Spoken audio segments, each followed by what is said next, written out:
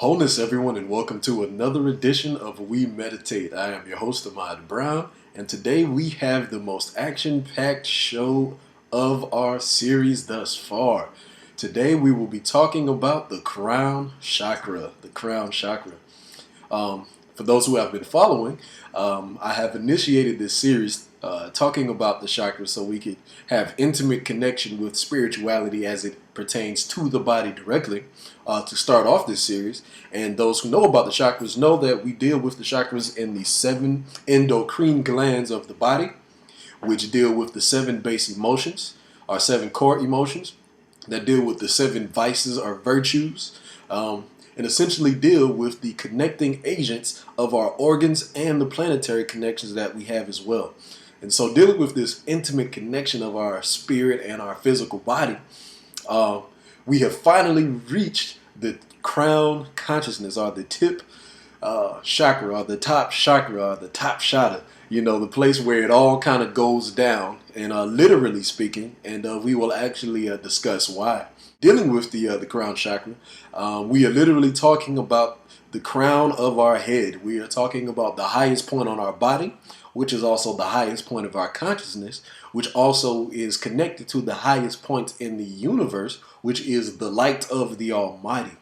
And so, dealing with this crown chakra, as usual, we'll talk about a handful of cosmologies from different cultures, some biblical application, and as well as some scientific examination to see how all of these things are all related and interconnected for our benefit and for our wholeness and for our healing.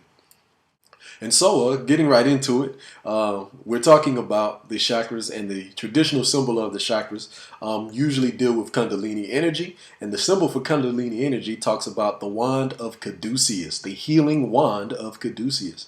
And so, looking at the imagery of the healing wand, we see the twin serpents going up and around the wand, and each chakra in between each juncture.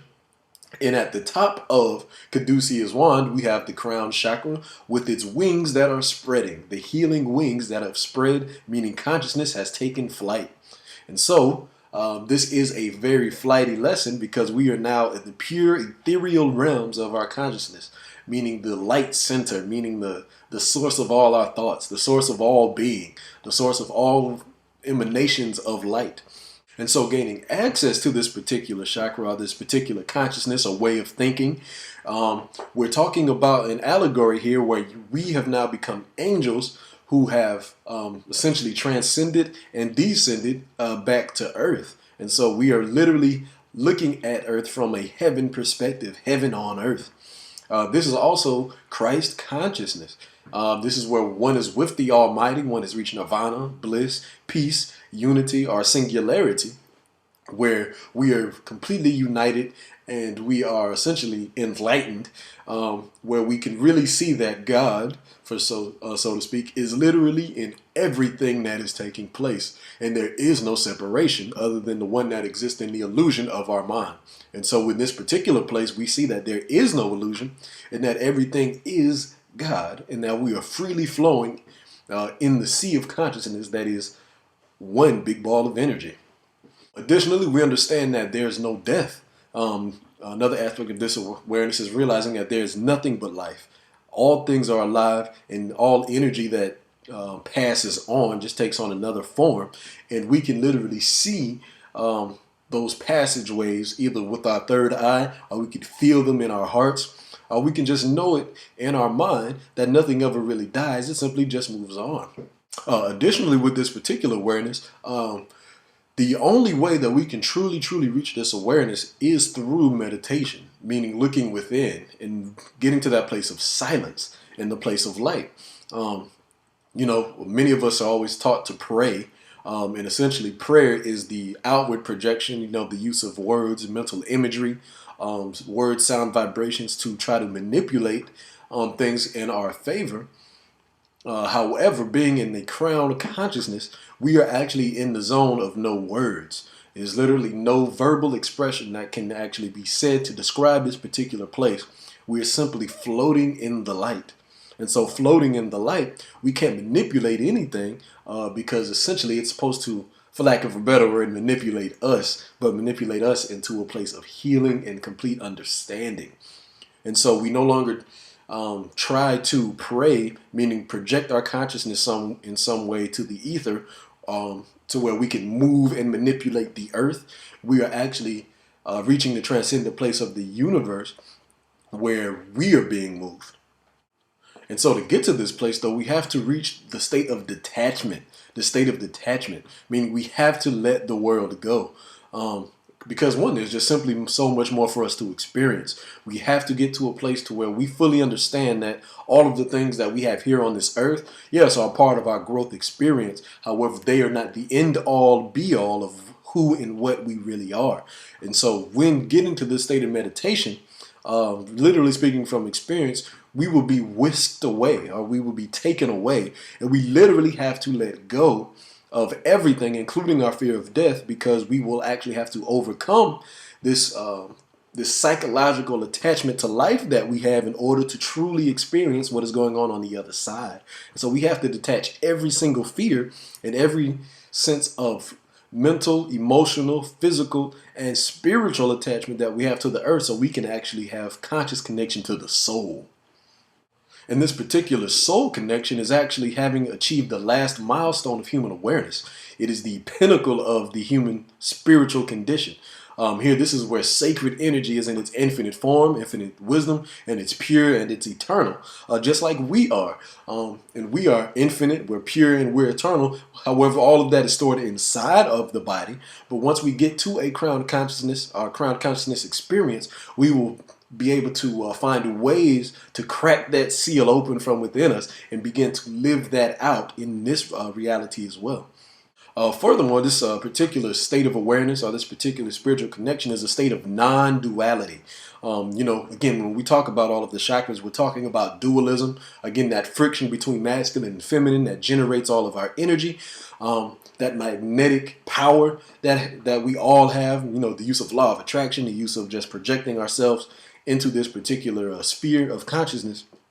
However, when getting to the crown, we've actually done this friction process internally and set our trajectory up to the highest state of our being, and we've transcended to singularity, meaning we are in the place where all things have now come together. And so we are no longer using friction to fuel us. We've actually pushed ourselves into that floating place, so to speak, where everything is all connected. And so while in that place, this is again why we have peace and why we have oneness, because again the proton and the electron are actually merged together here in this particular zone.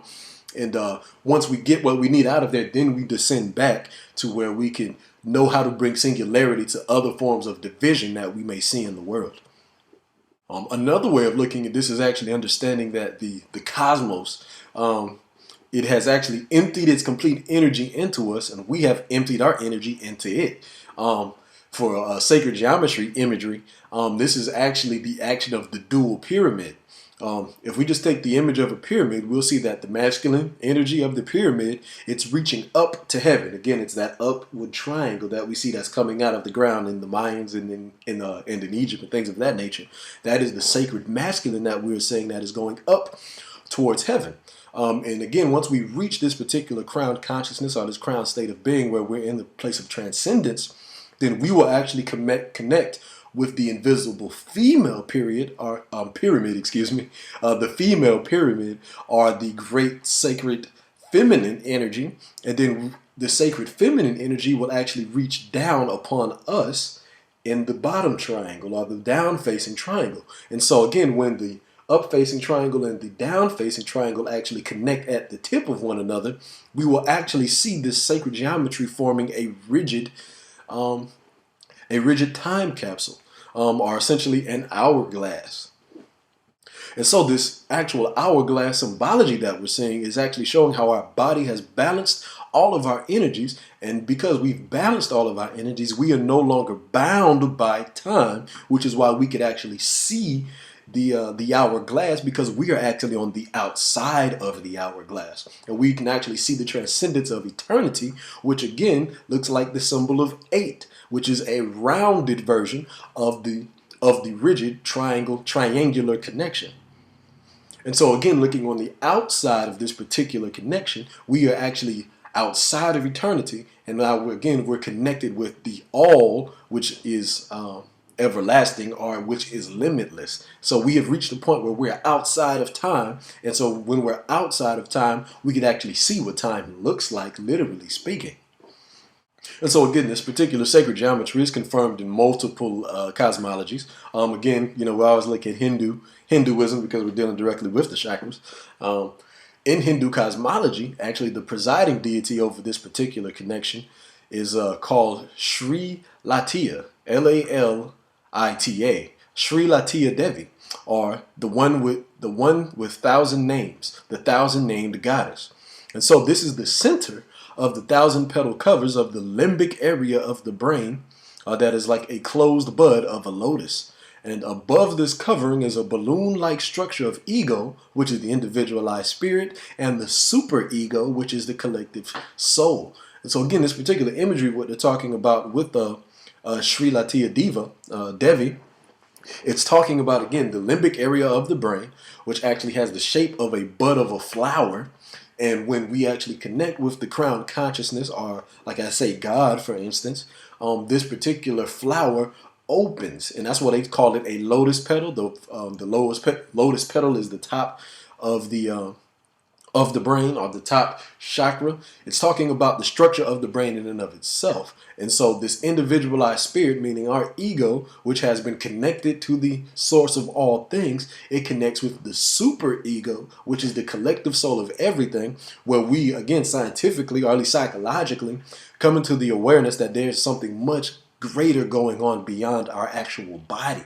And so this, again, this time capsule connection, is psychologically resembled by our limbic area connection to the great outside of us, where we realize that we have a much greater responsibility to this earth and then to each other.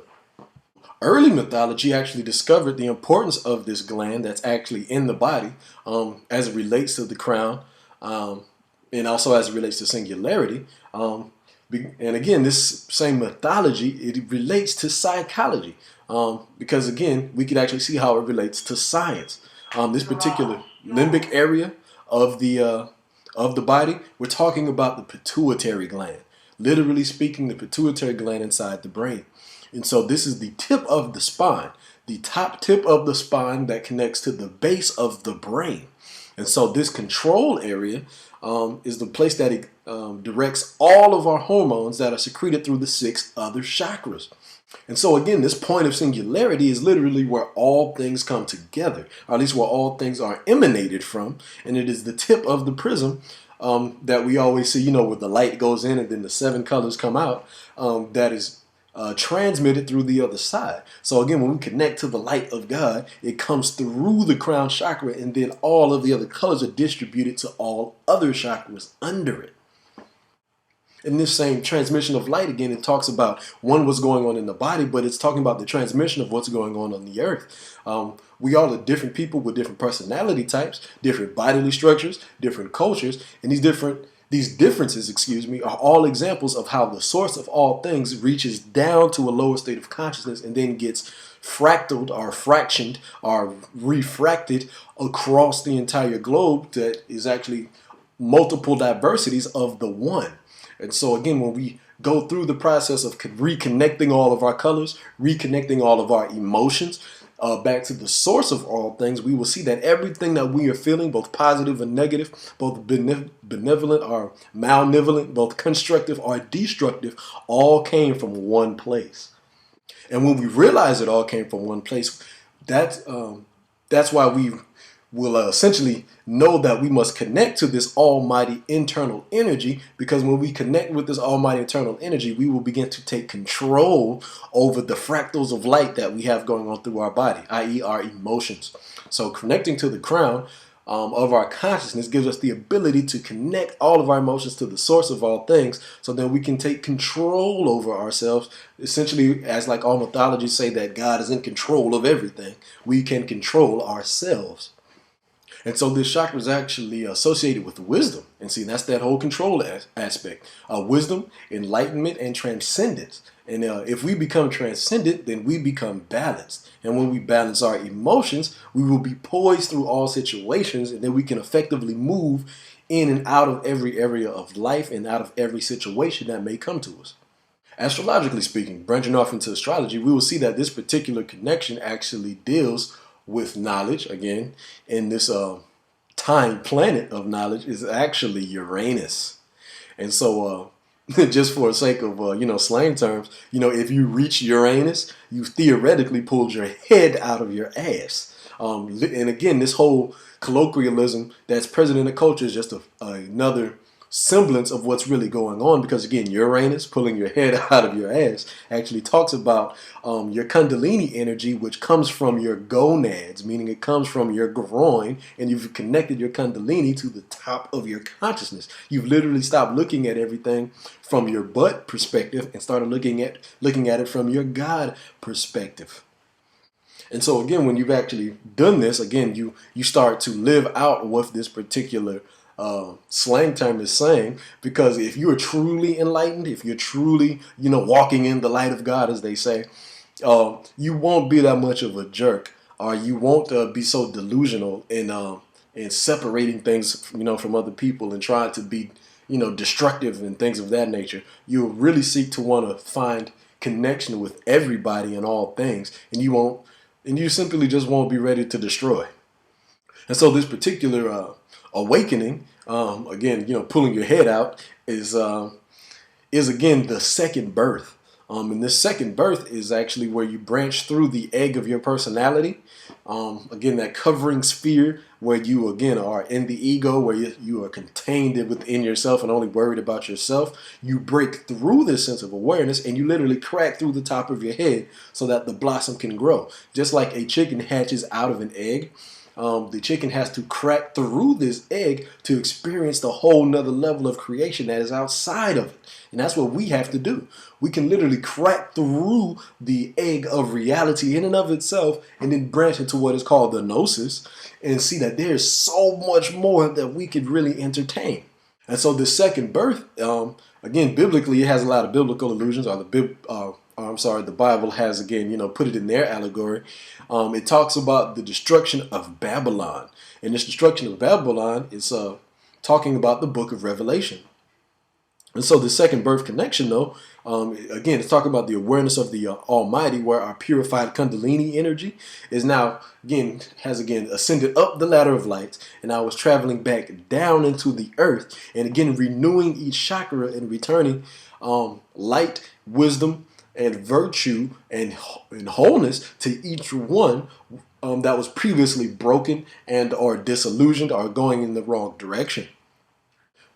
And so again, I want to deal with it from the book of Revelations, because again, the book of Revelations is always such a scary book, I guess. Even with Christians who say that they are actually saved and things of that nature, who truly believe that they're going to heaven, when they read the book of Revelations, they still get filled with fear, because it talks about death and it talks about destruction. And it's one of those odd things. It's like, okay, if you're truly saved like you say you are, why are you afraid of a particular book of the Bible that talks about destruction? Either you are saved or you're not. Because if you truly are, again, truly enlightened, truly saved, meaning truly connected, you will know that there is no death for you. So what is there to be afraid of? But again, besides that little critical, analysis, looking at Revelations again from a conscious perspective, we will see how it actually all breaks down in this one particular section. In Revelations 19, verses 11 through 21, there's a section that is called the rider on the white horse. The rider on the white horse. And I'm going to break it down verse by verse here and show you how this thing of destruction, so to speak, is actually talking about the renewal of the chakras. Verse 11, it says, "Then I saw heaven opened, and behold, a white horse. The one sitting on it is called Faithful and True, and in righteousness he judges and makes war." So again, we're talking about the initiation of the descendants, of the crown chakra. And this white horse is again the pure light energy of the Almighty. And this is the singularity piercing back into the duality of reality, which again is called the war. Verse 12. His eyes are like a flame of fire, and on his head are many diadems, and he has a name written about him that no one knows but himself. As it descends from crown, this is now the third eye. The eyes of like a flame of fire. It's speaking of the third eye, the spiritual eye vision. And it's a flame because, again, it has returned from singularity, and it is now descended back into phi of reality, which is prana, which is the fire existence that we're actually in. And so being purified, it actually mirrors the fire that you can actually see, as opposed to being consumed by the fire. And so this name also that is written that no one knows but himself, it is the ineffable name, word, sound, vibration of the Almighty, which I said is the light in and of itself where there are no words. And so when you're using the vision of the Almighty, you are now using the vision that is beyond your own eternal sight, and you have the eyes of purified fire, i.e. holy fire, where you're looking with the eyes of the Almighty, as opposed to looking with the eyes of the culture that you're in. 13. He is clothed in a robe dipped in blood, and by the name which he is called, the Word of God. 14. And the armies of heaven, arrayed in fine linen, white and pure, were following him on white horses. And from his mouth comes a sharp sword, from which to strike down the nations, and he will rule them with a rod of iron. And again, we're talking directly now with the throat chakra. The blood is, again, the life force that moves all material things. And all things are being moved by the word of God. Again, our word, sound, vibration is actually what causes all things to move, which is respondent to our life force. And so words spoken through the throat chakra, again, that have been purified through the blood of the Almighty, meaning the light blood, talking about the white blood cells that actually get all bacteria out of the body. The purification of blood, we are now actually speaking life, which is the logos energy, which cuts through all forms of illusion or delusion, it cuts through all lies, and it speaks truth to power, which again is talking about striking down the nations. And the nations, when they're talking about, are all of the illusions of power where we usurp our own divine identity and give it to some hierarching government structure, which again, as we all are starting to find out, does what it wants to do on behalf of itself and not on behalf of the people. So now we are speaking words that empower the people. The second half of verse 15, we will read, it says, he will tread the winepresses in the fury of the wrath of God the Almighty. 16, and on his robe and on his thigh he has a name written, King of Kings and Lord of Lords. So we've gone from the throat now to the heart. This wine press that they're talking about biblically is actually a symbol for blood. And our heart is what? The center of our being that pumps blood or the life force throughout our whole entire body. And so this blood is being tread upon by the Almighty, meaning again, we're no longer pumping blood of the destruction. And the Almighty, again, the light, the purification process has tread upon our former sense of destruction. And now we are actually becoming kings, as it says, King of Kings and Lord of Lords, where we operate in a sense of nobility and authority where we can rule over our own lives. And not the authority of an external king, where we essentially letting ourselves be lent to or letting our power be lent out to something to control us. Again, we are reassuming control where we are the king and kings in its true understanding, where we are not better or more powerful than anyone, but we have complete power within ourselves. 17. It says, then I saw an angel standing in the sun, and with a loud voice he called to all the birds that fly directly overhead, come gather for the great supper of God. 18. To eat the flesh of kings, the flesh of captains, the flesh of mighty men, the flesh of horses and their riders, and the flesh of all men, both free and slave, both small and great. 19. And I saw the beasts and kings of the earth and their armies gathered to make war against him who was sitting on the horse against his army. And so again, we've gone from the heart actually down to both the solar plexus and the sacral chakra between these three verses. And so we're talking about, again, we saw an angel standing on the sun.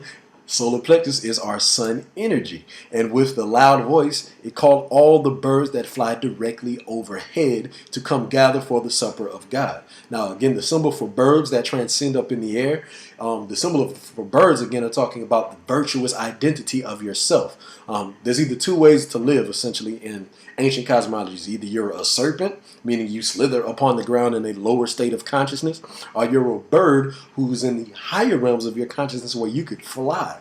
And so you're using, again, your solar plexus energy, where you are using your loud voice to call upon the birds of virtue who are now, again, coming down to take the great supper against the men of flesh, meaning the men who are ruling the body, meaning ruling the lower realm of chakras. And so, again, it goes down to the sacral chakra when it talks about 19. And he saw the beast and kings of men on the earth, and the armies gathered to make war against him who was sitting on the horse and against his army. The sacral chakra, they're talking about the gathering of the kings. The gathering of the kings, again, is a testament of the glory of God. They are being made a public display or a public disgrace because of their false power. And this display is a semblance of shame. And dealing with the sacral chakra, we're talking about shame and our inability to connect with ourselves. And so the false power of kings represents the false power of Yaldabaoth, or the false power of the external ego, which is putting on display for everybody and again being destroyed by the birds of the ethereal realms of our consciousness who are coming down and feasting upon this falsehood. 20. And the beasts were captured, and it is the false prophet who is in his presence, has come to the signs by which he deceived those who had received the mark of the beast and those who worshipped its image. These two were thrown alive into the lake of fire that burns with sulfur. And the rest were slain by the word that came from the mouth of him who was sitting on the horse, and all the birds were gorged with their flesh. And so this particular lake of fire, talking about the beast where people essentially worshipped. We're talking finally about the root chakra. We have gone from crown all the way back to root. And so this beast that is captured is actually talking about the Kundalini serpent that has actually been tamed and has been brought under control by the Almighty. And so this mark of the beast is actually talking about external worship, the externalization of power, the signing upon yourself some external symbol to rule over your consciousness, to rule over your personhood. And that externalization of your spiritual energy has now been defeated. And now you have drawn it down within to the depths of your consciousness, the depths of your actual body, into your bowels, which is where the lake of fire actually exists within you, where you again process all of your food with your stomach and your intestinal acids, where it can be processed and secreted, meaning thrown out into a lake altogether. And so again, this same analogy continues over and over and over again. Yes, I came from Revelations 19, but again, if you look at the 7 churches of the book of Revelation, we could actually draw another connection where we could see the issues that are being dealt with each church are directly tied to an issue that is with each chakra. These allegorical symbols, again, are not talking about the destruction of the planet. It's talking about the destruction of the falsehood of our own selves. And so again, as we talk about dealing with the crown, once we go up into the crown and get the crown awareness, we have to then come back down to earth and purify ourselves once more once we receive the message of unity and singularity. And so the chakra, more than any other, is the complete surrender and dissolution that we always hear about, especially with church. They always say surrender yourself to the Lord. But again, it's not the mark of the beast of the Lord, meaning the some external form of energy. You're actually surrendering to your own best interest. You're actually surrendering to the light within you, to the individualized expression of the Almighty that is yourself.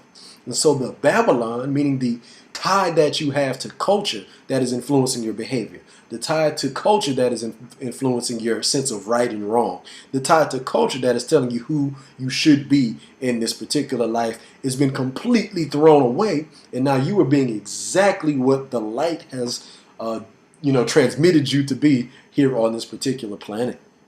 And so again, that was a quick crash course in in the Hindu. That was a look at revelations in the Bible. But let's go to Egyptian mythology real quick, and we can see how this connection works. The Egyptian deity Nefertum is essentially depicted to have a lily blossoming from its head, and it's the same symbol of the crown chakra and the lotus blossom once again. And so the attributes of Nefertum is the god of healing. And again, light is the healing energy or the healing aspect of God. And so this original lotus flower that rose from the primal waters, as it is written, is a direct link or direct tie into the rising of our Kundalini, which rises up, which is direct tied to the allegory of Jesus who rose up from the dead, which is, well, like I said before, as a chicken cracks out of the egg. That's the breakthrough into a whole nother realm of consciousness that is way bigger than the sphere that we have created for ourselves before. It's the actual breakthrough. And so when Nefertum actually rises to the sun, or again rises to the light, Nefertum actually becomes Ra. And so just like we rise to connect with the collective consciousness, just like Jesus rose and said, I and the Father are one in John 10 and 30, this allegory, this saying that we have written here, is talking about the true meaning of those I am God sayings. And when we actually understand it in its conscious connection, we will see that it's not speaking blasphemy when someone says, I am God. We're talking about a full conscious psychological connection that has been made with the Almighty, and when we see that there is no separation. And so we could actually have the audacity to believe in the highest part of ourselves, which is in the highest part of everything that is within and around us. This same particular awareness, again, that has been termed blasphemous, especially by Christianity, which is so odd in my in my understanding, because again, it's actually affirmed in the Bible more than once. When we talk about Jesus, they always say Jesus is God and I am not. Jesus is beneath me. I am beneath Jesus, things of that nature. We will see it is in the Gospels in and of itself at John 10:34 through 38, where Jesus answered them saying, is it not written in your law? I have said you are gods. If he called them gods, to whom the word of God came, and scripture cannot be set aside, what about the one from the Father who was set apart of his very own, who was sent into the world? Why then do you accuse me of blasphemy because I said I am God's son? Do not believe me unless I do the works of my Father. But if I do them, even though you do not believe me, believe my works. And then you will know and understand that the Father is in me and I am in the Father. And so again, just a quick crash course about that whole sacrifice of Jesus. One of the primary reasons why he was put on the cross in that particular time was because he was speaking blasphemy by saying he is God, or he is one with God. But in this particular verse, in this particular conversation, he is saying in the Old Testament, it's talking about the book of Psalms, it says that we are gods. We are the individualized expression of the Almighty. And so he was saying to the Sadducees and Pharisees, how are you saying I'm speaking blasphemy when it's in your book that says you were God too? Okay, fine. If you don't believe me based on me saying it, watch me work. Watch me do me, so to speak. And so they watched him do him, and they still killed him anyway. And then somehow made him God after he was crucified, and then somehow put him above everyone else and said we are lower than him when he still challenged us to get to the same place where he was at. And so this whole thing about don't look at me, then look at my works. This is actually extended in the book of Romans, chapter 12 and 2, where it says, do not conform to the pattern of this world, but be ye transformed by the renewal of your mind, and then you will be able to test and approve what's God's good and pleasing and perfect will.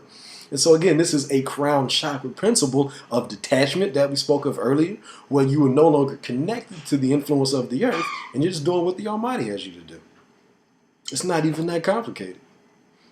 And so if we can detach our minds from this realm of thinking and then connect with higher realms of meditation and view life from that perspective, we can again transmit the light of the Almighty, which will prove our connection. Meaning we will just simply live life where people won't be able to deny us, other than the fact that their frame, our lens, our perspective won't allow them to actually acknowledge the things that you are doing because they can't even acknowledge it in themselves. But again, a Christian scripture that is similar to this realization of consciousness, where it talks about I can do all things through Christ who strengthens me in Philippians 4:13.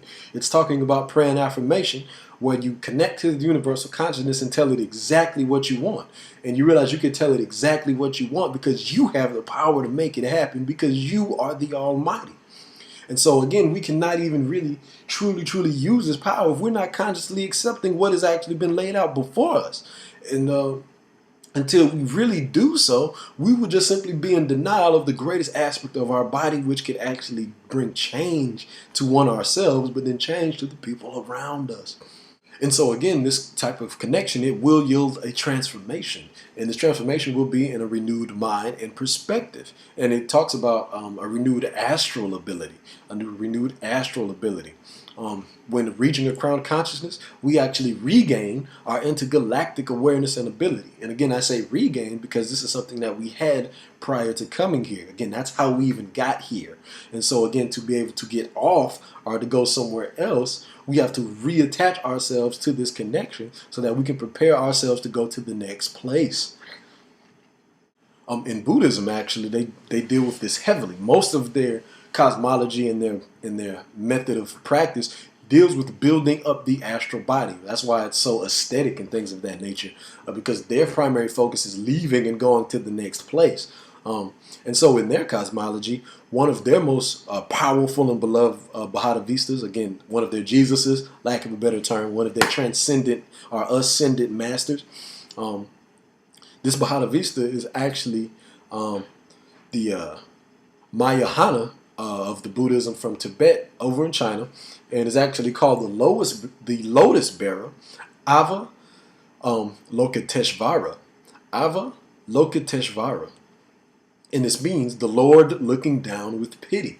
And this is called so because this particular deity looks upon the earth or looks upon all creation with compassion.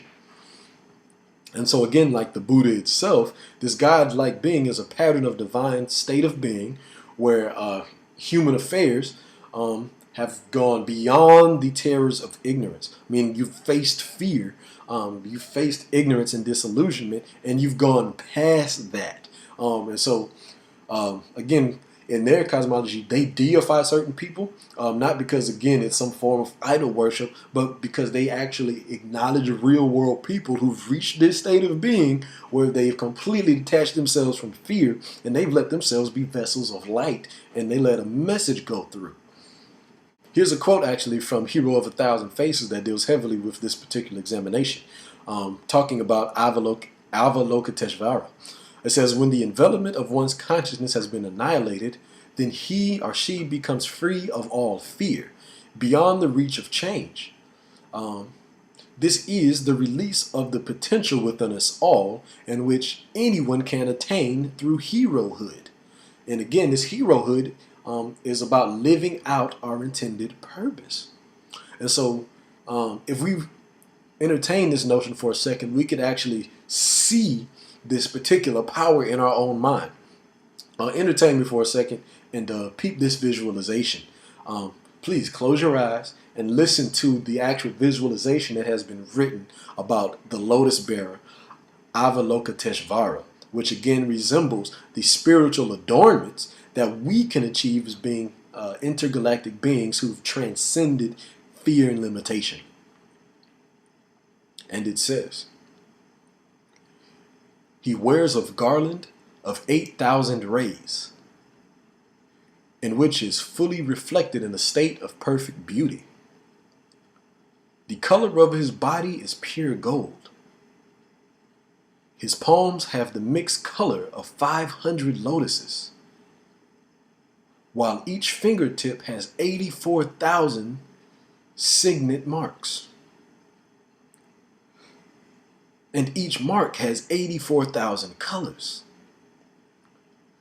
And each color has 84,000 rays, which are soft and mild and shine over all things that exist.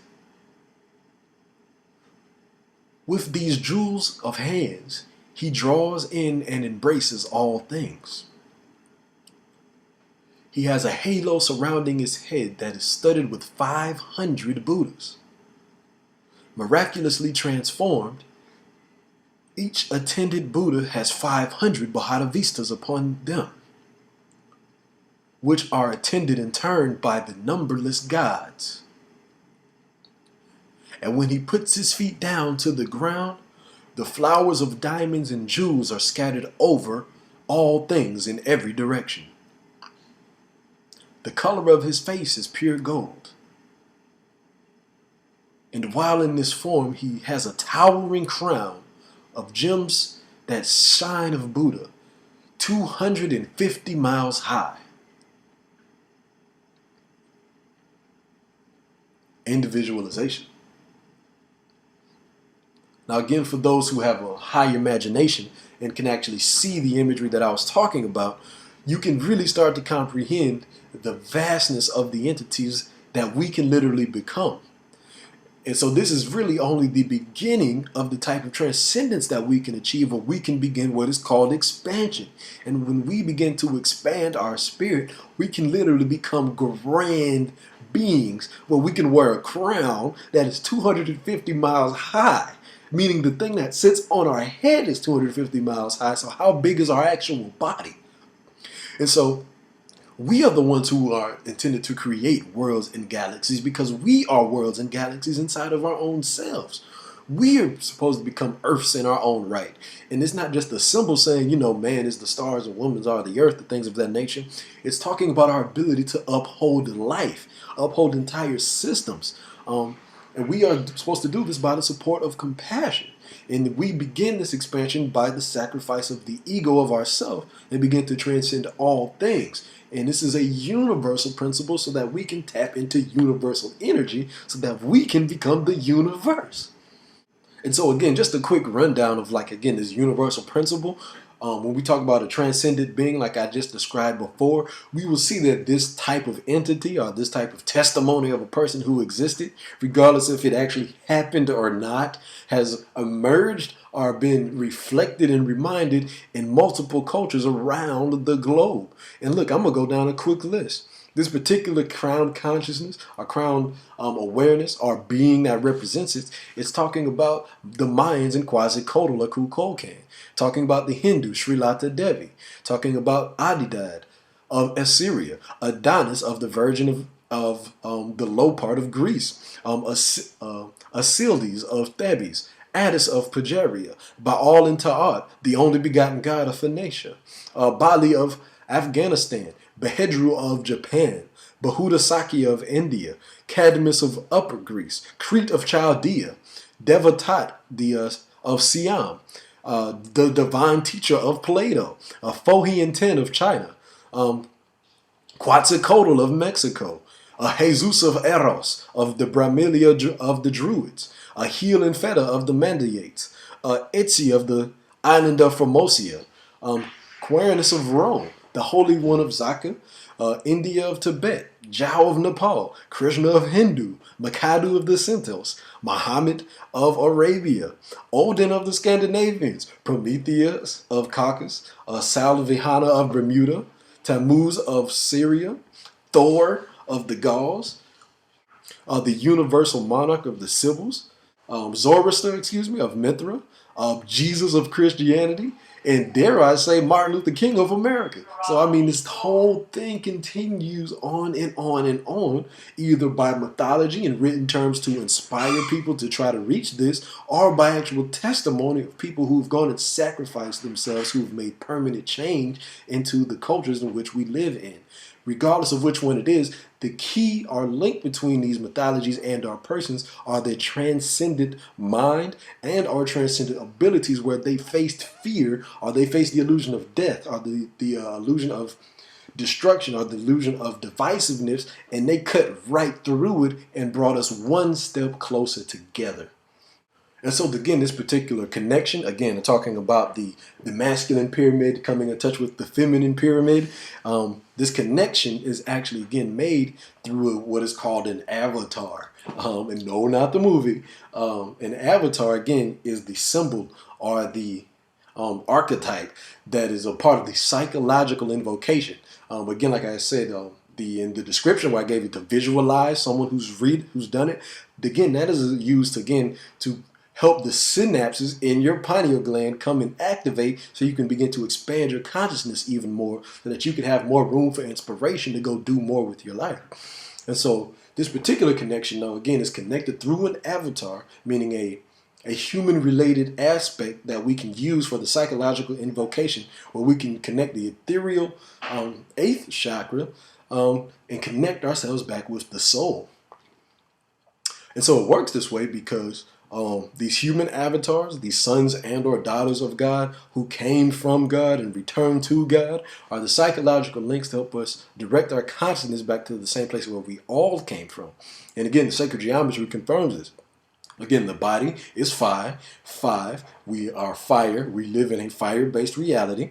And so this avatar, again, is described to be pure spirit, in a 5-based form, the spirit coming down to earth. And this avatar, once upon its sacrifice and or death, transcends back up to the source, but leaves a doorway through their life, which is a portal for our consciousness to get back to the same place. And this portal, again, is made of 5, which is a star. And so a star is of 5 points that are equally divided upon a circle of 72 degrees. 72 times 5 is 360 degrees, meaning full circle. And so our consciousness comes full circle again when we go from our physical reality, the base chakra, go in true transcendence into the crown, get a message, and then bring it back. We have made a full circle. And so again, this full circle, talking about, again, the 72 degrees, the one aspect of circling the square, actually, is 7 plus 2, 72, equals 9. Which is Fibonacci, which is spiritual expansion. And when we get spiritual expansion, we can reach the place of a Christ or a Bahada Vista, where we are literally wearing a crown upon our head that is as big as the planet. And so by tapping into this avatar or this archetype, we can use their spirit body, again, their star, meaning their message, their light, as a cable, a connecting force or a connecting chain to connect our spirit body with, and ride that tube of energy to connect back to source while we're still here on the earth, which again makes us gods on earth, just like all of the avatars are actually represented to be. And so when we connect our source and bring our physical 5-based body and our spiritual star into unison with collective, we gain enlightenment, we gain messages, we gain guidance, and then we root said energy back to the earth, meaning we have again completed the circle of life. And then when we complete the circle of life again and again and again, we shall actually become the 9, where we begin the process of Fibonacci, meaning we start to expand and we have what is called growth. And so we can actually expand to a crown, and then we could actually expand beyond whatever we see, and then we can become those spiritual beings that we know that we truly are. And so in order to get to this particular place, though, again, we have to go through the fire. Again, we're in a 5-based reality, so that symbol, or that, again, colloquialism, that slang term, is talking about something much more literal. We have to go through the fire of reconnecting all of our light energies. So we have to face the idols, or in other words, eidolons of fear that we have created or that have been given to us, that has, again, divided up our psyche, so we have to get back to singularity. And so, again, with each chakra, it talks about a sense of division that must be reunited. So with our root chakra, it's talking about fear. Sacral chakra, self-denial. Solar plexus, lack of willpower. Heart chakra, grief. Throat chakra, lies. Third eye chakra, confusion. And our crown chakra, no connection or darkness.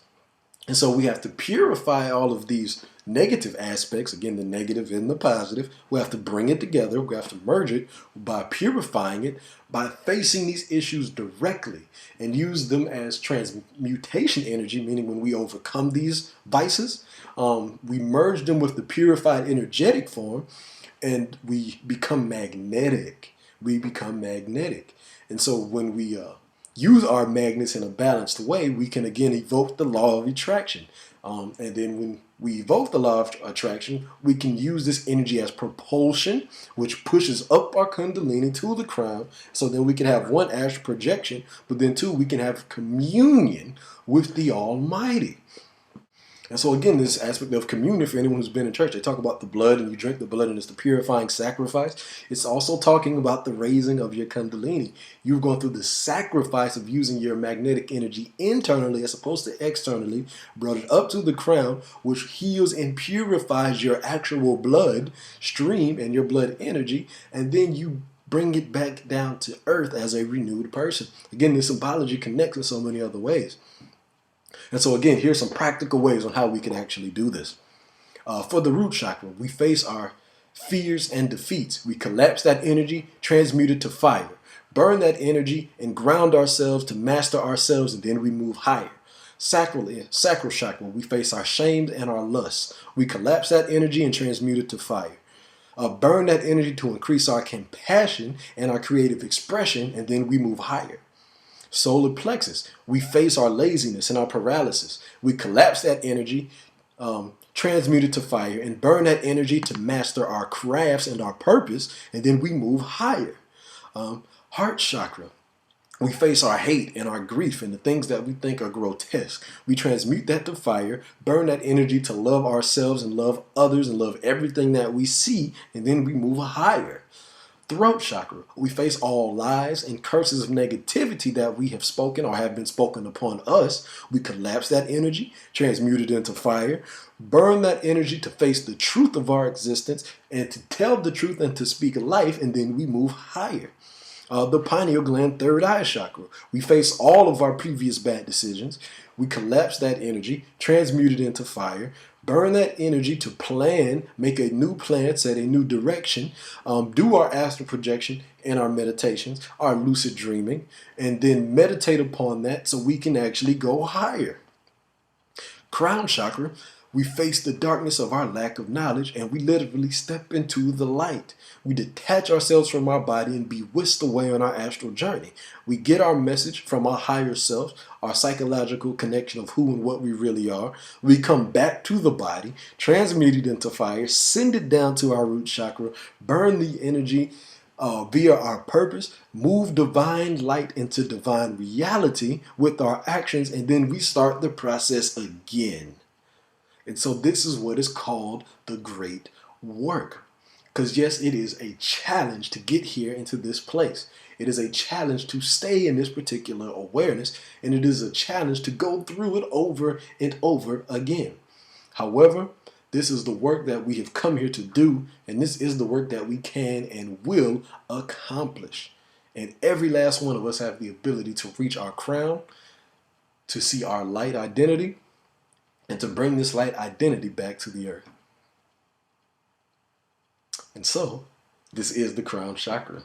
I am your host, Ahmad Brown, and I hope we have had some wholeness, healing, and blessings today.